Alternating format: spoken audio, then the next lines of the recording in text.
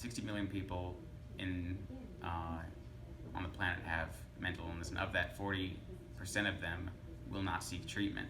It would be insane for us to expect people to only go to the dentist when their teeth are actively falling out and just take care of it themselves the rest of their lives. But that's how we treat our brains. It's how we expect that a good person will just never go to a therapist because they're always healthy. I think as you get older, you start to prioritize it a bit more, but we don't naturally come in to college being okay, this is a priority. Working out, getting enough sleep, all that is a priority.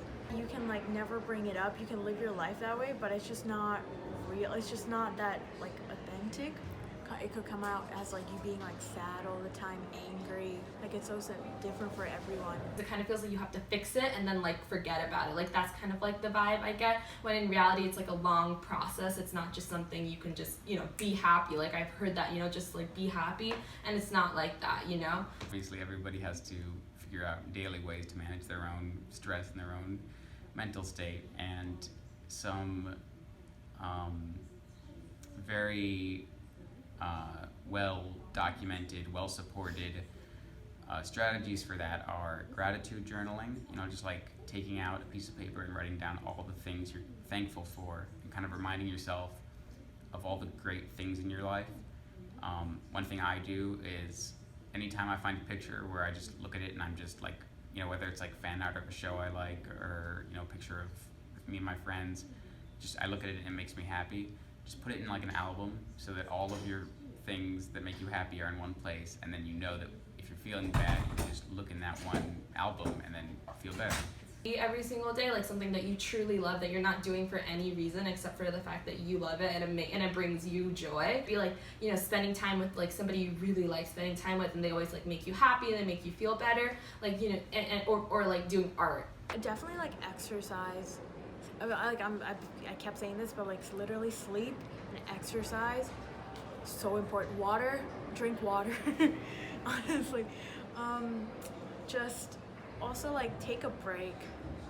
I know it's easier said than done, but personally for me, I try to go somewhere. I know I'm lucky to even be able to do that, but just I try to do something different, every couple of months or something, so it's just you can have a break.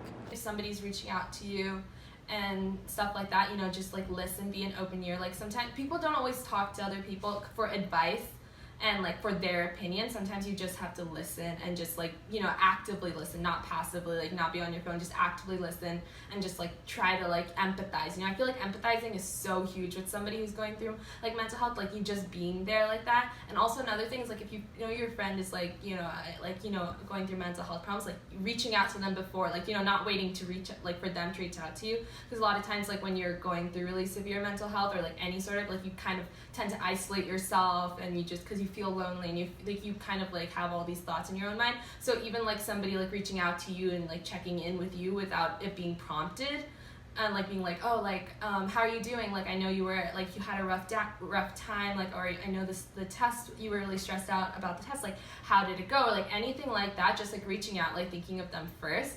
I think that makes a really huge difference. It's a small thing, but it does make a difference.